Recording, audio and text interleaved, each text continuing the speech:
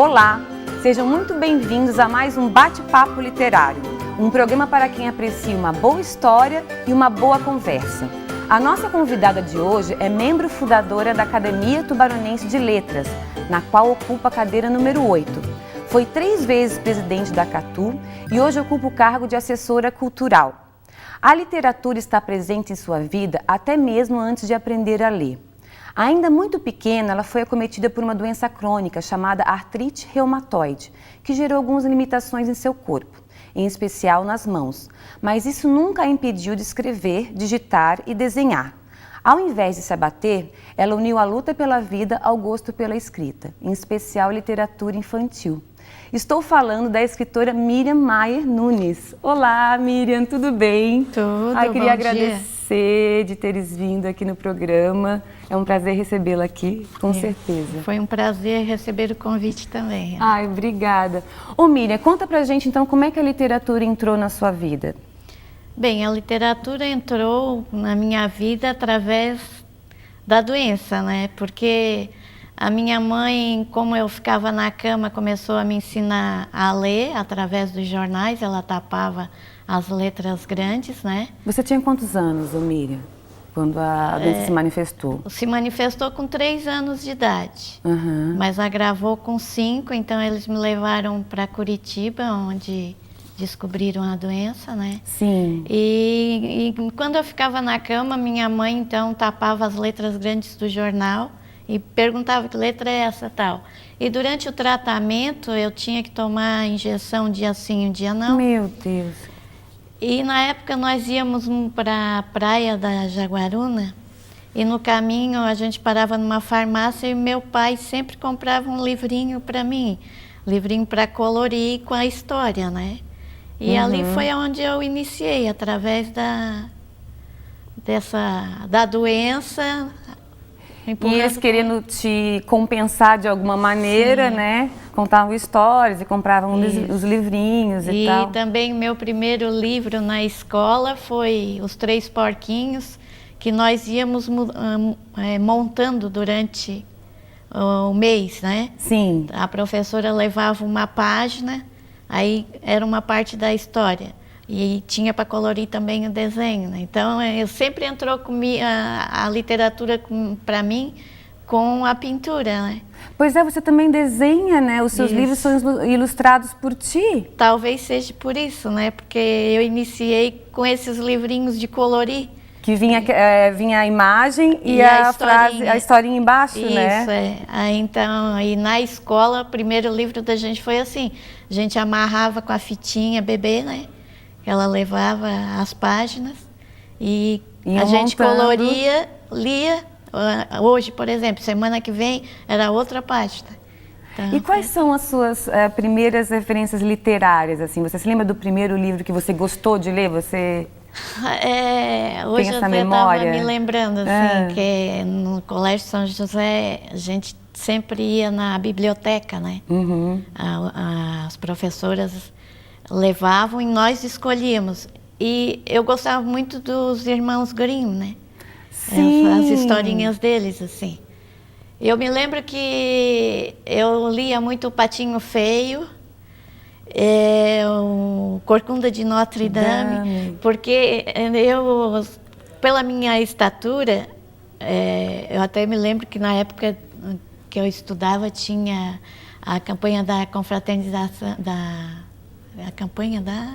Tem a campanha, acho que é da confraternização, não? Da igreja, né? Daquela da igreja. Tá. Eram os excluídos.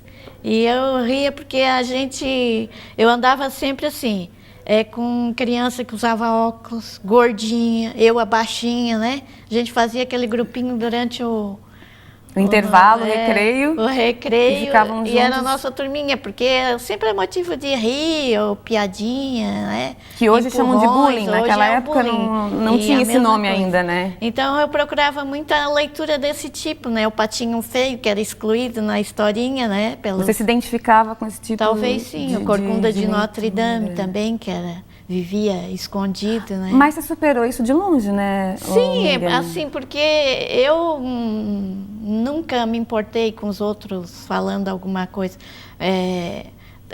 pegava mais por uma lição, né? Para ver como é que terminar, porque sempre termina uma história feliz, né? Eu acredito que sim. Né? Essas histórias, né? O Patinho Feio, por exemplo, virou um cisne, né? E quando eu saía de casa, meu pai sempre dizia, ó, se alguém mexer contigo, levanta o queixo, ergue a cabeça e faz de conta que não ouve. E era o que eu fazia, sempre, nunca me importei. Esse apoio dos pais para tudo é super importante. Sou o que sou graças aos meus pais, né? Em falar em apoio, quem foram seus incentivadores? Primeiramente, para leitura ou para escrita, dois, enfim. né? Porque, assim, o meu pai faleceu agora em janeiro e eu digo que eu perdi o meu crítico, né? Porque tudo que eu escrevia eu dava primeiro para ele ler. Então, era ele que... Tinha que passar pelo crivo dele. Que fazia a crítica. E depois...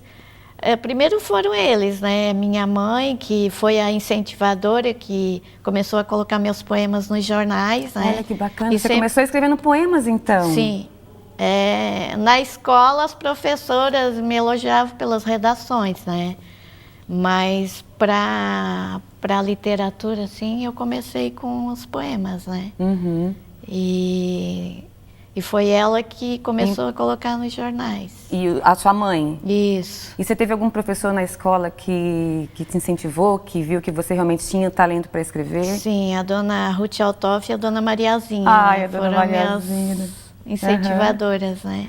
E até hoje, né, você tem um vínculo bastante forte, né, com a dona Mariazinha, pelo menos eu tenho certeza. Grande. Muito bacana. Quando eu perguntei para ela se ela tinha deixado algum legado, alguém que gostasse de escrever e tal, ela citou o teu nome. Sim. Com certeza. Me diz uma coisa, você tem 3 livros escritos, né? Tem. Na próxima, a gente vai fazer um breakzinho rapidinho agora e no próximo bloco a gente vai falar dos seus livros. Okay. Tá ok? A gente volta já já. Aguarde, não sai daí.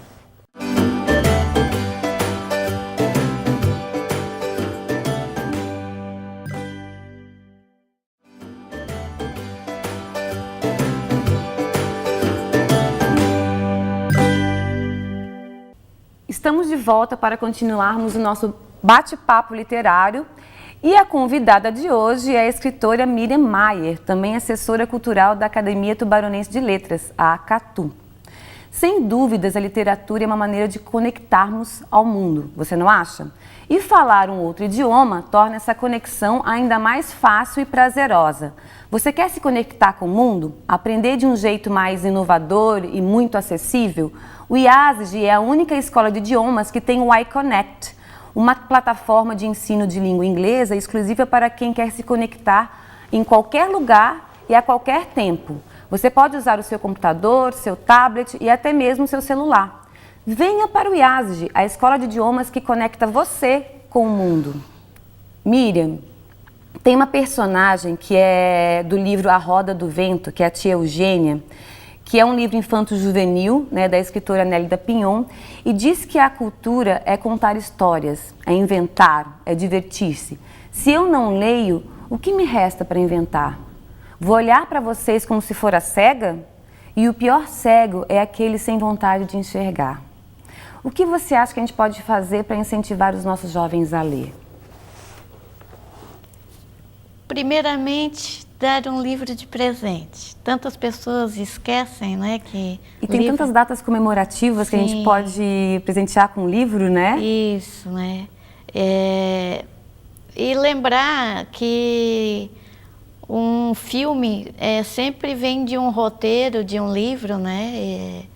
Quando levar uma criança ao cinema, diz, isso aí veio de um livro, para incentivar a curiosidade, né? Uhum. Porque a criança vem muito pela curiosidade, certo. Seja num brinquedo, como é que funciona, e até mesmo um filme, um livro, como é que se escreve, né?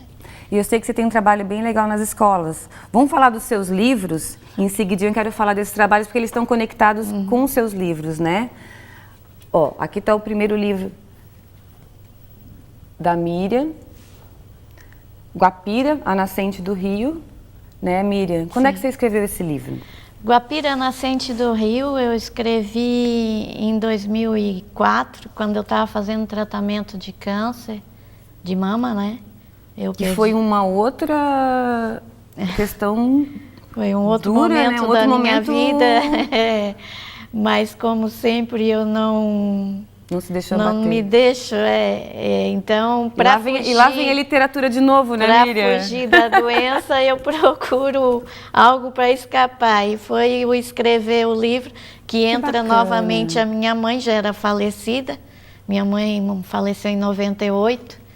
E esse livro, em 2004, eu fiz pensando nela, né? Sim. Porque ela sempre dizia, Miriam, um dia tu vai ter um livro publicado. E eu sempre dizia para ela, besteira, mãe, não vou. E como o pessoal na academia sempre escreveu só para adulto, eu pensei, como eu trabalho muito com criança, né, vou escrever para literatura infantil, né, para o público infantil. Né? E tive a ideia de fazer esse Guapira Nascente do Rio, que Guapira quer dizer Nascente do Rio em Tupi-Guarani. Sim. Então, eu sempre, em todos os meus livros, eu coloco ficção e realidade, que é para que aprendam um pouco, porque se nós prestarmos atenção em todo o livro, tem uma narrativa do local onde se passa, que aquilo é um pouco de realidade, né? Você faz pesquisa, né? Sim, é Miriam, tudo pesquisado. Para escrever. Na época, para mim fazer essa parte, eu pesquisei aqui no Arquivo Histórico, né? A internet já não era ainda aquela coisa, não, né? Era aquela do facilidade. pelo telefone, né? Na linha telefônica. Mas como era parte histórica de Tubarão, né? Tubanharô. Você tem aqui o Tubanharô, né? Então eu fui até o arquivo saber um pouco, né? E eu criei a Guapira, que é como uma deusa dos índios, né? Porque como era o rio Tubarão, eu tinha que falar sobre o rio, então eu criei a deusa das águas, né? Sim. E então, eles têm essa deusa das águas, mas eles não têm nome. Você criou. Não, para o índio é o deus sol, a deusa água, né? Sim. E nuvem, tudo. Para eles tudo tem um nome tupi-guarani, né? E eu coloco algumas palavras no vocabulário tupi-guarani para que as crianças aprendam. Aprendam, né? Ele também foi ilustrado todo por ti, né, Mar? Sim, né, então Miriam? é assim, eu primeiro faço a parte da história, né? E depois eu faço a ilustração. E aqui a história é do Tubanharô. A parte verídica, né, é o Tubanharô, o índio, né, que deu origem ao nome da cidade e do rio, né. Só que o fictício que eu criei foi o Quireibaba, o filho dele, que em Tupi-Guarani quer dizer valente. Então, o Quireibaba eu criei que ele é contra o pai na história, que como ele era um índio muito bravo, criava guerra entre as tribos, e o filho era contra, né? A guerra. Contra a guerra. Então, quando ele perde a guerra, ele foge para não ser vendido, né, pelo pai. E o pai, como um feiticeiro, ele amaldiçoa o filho, transforma num biguá, que era uma ave que vivia, hoje é mais raro, mas tinha muita no rio Tubarão, né? Sim. E aí eu faço para as crianças conhecerem um pouco aqui a nossa cidade, né? E aí depois ele tem a história de que alguém tem que se apaixonar por ele para o feitiço acabar, né? Então uma índia se apaixona, beija ele, ele volta a ser... Que é a Guapira? Não é a Guapira é a deusa que protege ele durante a fuga. Que protege, tá. Ela se transforma em chuva, em orvalho, né? Durante a fuga dele, ela vai protegendo ele. Ai, que bacana. E tem mais o Folcloruxa, que é o seu próximo livro, né? O segundo livro. Que é o segundo livro. E tem a continuação do Folcloruxa, que é a Folcloruxa e os Rochedos Misteriosos, né? Esses dois livros você fez um trabalho muito bacana nas escolas, né? Todos três. Todos os três, né? Eu tenho umas fotos que a gente vai mostrar ali, você trabalhando nas escolas. A gente vai fazer um breve intervalo, mas a gente volta já já, não saia daí que a conversa está bastante interessante, né, Miriam?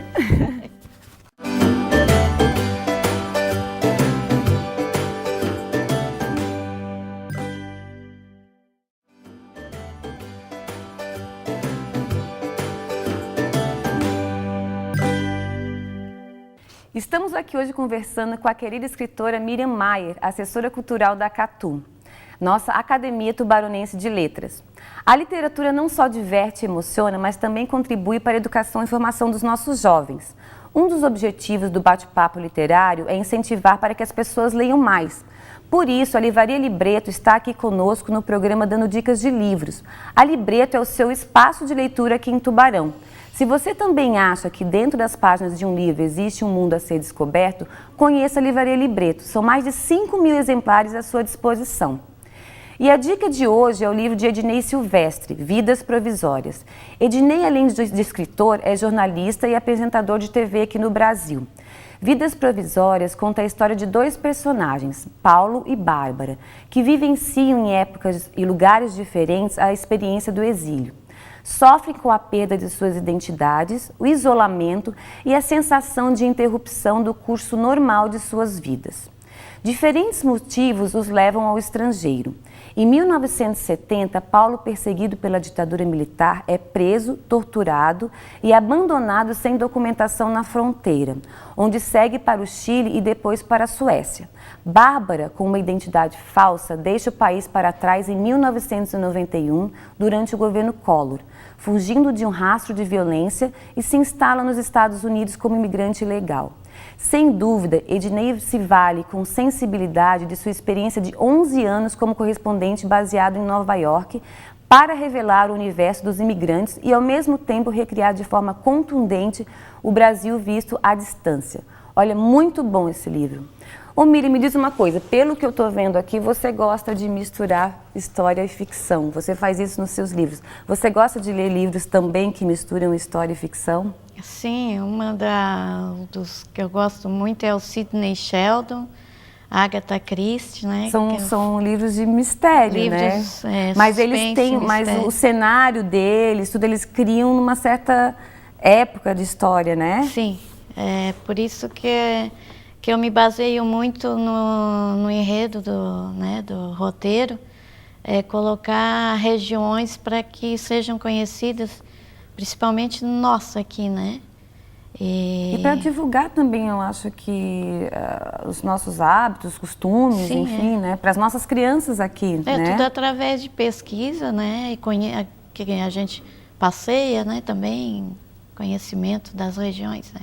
E o trabalho que você fez na escola com esses seus livros, Miriam? Todos os 3 livros foram trabalhados em escolas, principalmente com a parceria com o projeto Quem Não Lê Não Escreve, do curso da Marilene, curso de administração com ela aqui também. Da professora Marilene, né? Uhum. Mas em escolas nós levamos até os livros e esse, por exemplo, Guapira, as crianças trabalharam fazendo máscaras, tribos de indígenas, bacana, né? A Folclorucha, a primeira, eles trabalharam com mapas da onde ela sobrevoou de vassoura com a avó, né? Nas cidades, fizeram um mapinha.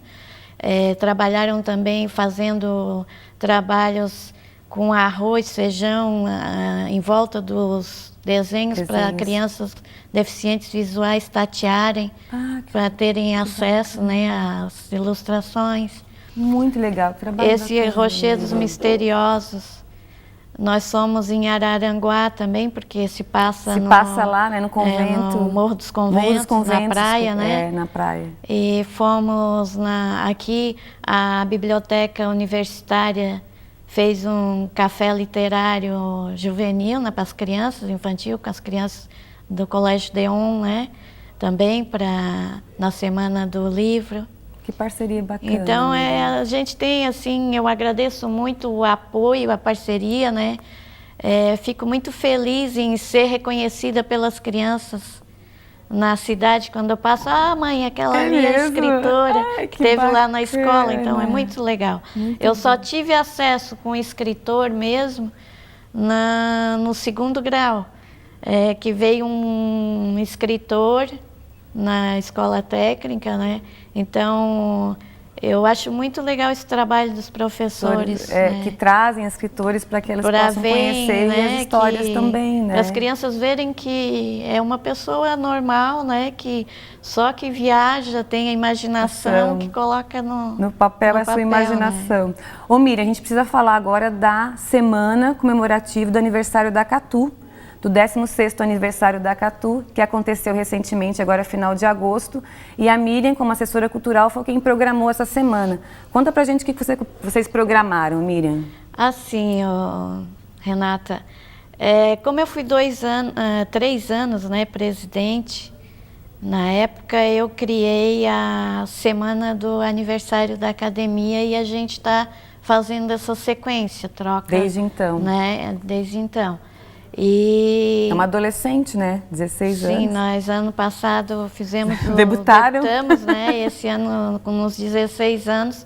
Então todo ano nós trabalhamos com os parceiros que são sempre as bibliotecas, né? A biblioteca do Senac, Senai, do SESI, da Unisul, uma grande parceira. E das escolas, né? Tanto municipais como estaduais, né? E agradecemos muito essa parceria, porque é através deles que nós temos o Conta pra gente acesso ao público. Da chuva de poemas, então, que eu achei bárbaro, ficou muito lindo. Esse ano nós tivemos a ideia da chuva de poemas, né? Que eu ouvi na internet um livro, o título é Chuva de Poemas. Eu sabe, por que não, em vez de fazer varal literário, não criar uma chuva de poemas? Muito legal. Então, o seu Pedro teve a ideia de soltar os balões, né? Eu peguei versos de cada acadêmico, dos 30, a academia são 30 cadeiras. Peguei dos 30, amarramos nos balões e soltamos no dia do aniversário, que foi segunda-feira, dia 29 de agosto, em frente à igreja de Oficinas. Quem pegasse os balões ou o balão... em reunião com as bibliotecárias, que eu sempre faço em julho, em setembro com elas, nós tivemos a ideia, então, de cada uma decorar a sua biblioteca, né, com esse motivo. E vocês tiveram mais também debate com pipoca, que vocês passaram. Sim, que é um projeto da acadêmica, né? Vivian Amara, né, que ela fez, que é esse lance de verem que o roteiro do filme sai de um livro, né? Então passou o filme para depois debater, né? Sobre ele e o escritor e o livro. E aí teve a mesa redonda com a Marilene, né? Isso. E no encerramento vocês empossaram a escritora tubaronense Leila Pereira. Lélia Pereira, perdão. Lélia Pereira Nunes, como membro honorário da Academia a Tubaronense. Lélia é membro da Academia Catarinense de Letras, né? E nós temos vários títulos de membros, né? Na academia. E um deles que apoia a cultura é o membro honorário, que é onde a Lélia foi condecorada, né, com esse convite. E nós temos membros correspondentes também, né, que aqueles que desejarem participar da academia pode escrever para a academia solicitando. Miriam, eu queria te agradecer. A gente vai ter que terminar, infelizmente, já está terminando o tempo, mas assim, foi muito bom conversar contigo, acho que foi bem esclarecedor. Volta aqui depois para a gente falar um pouquinho mais sobre a coletânea, né, as 7 coletâneas. Da Catu, as 7 coletâneas, que é muito rica, conheço algumas delas. E muito prazer tê-la aqui conosco hoje. Eu que agradeço o convite, é um prazer ter um programa que apoia a nossa literatura, né, especialmente nós escritores. Ai, que bom. De Tubarão. Se você não conseguiu ver por inteiro ou gostaria de assistir novamente, o programa vai estar disponível na minha página do Facebook, que é facebook.com/RenataMADalbó, ou pelo canal do programa no YouTube chamado Bate-Papo Literário. Queria muito agradecer a companhia de vocês e espero todos novamente no nosso próximo Bate-Papo Literário. Até lá!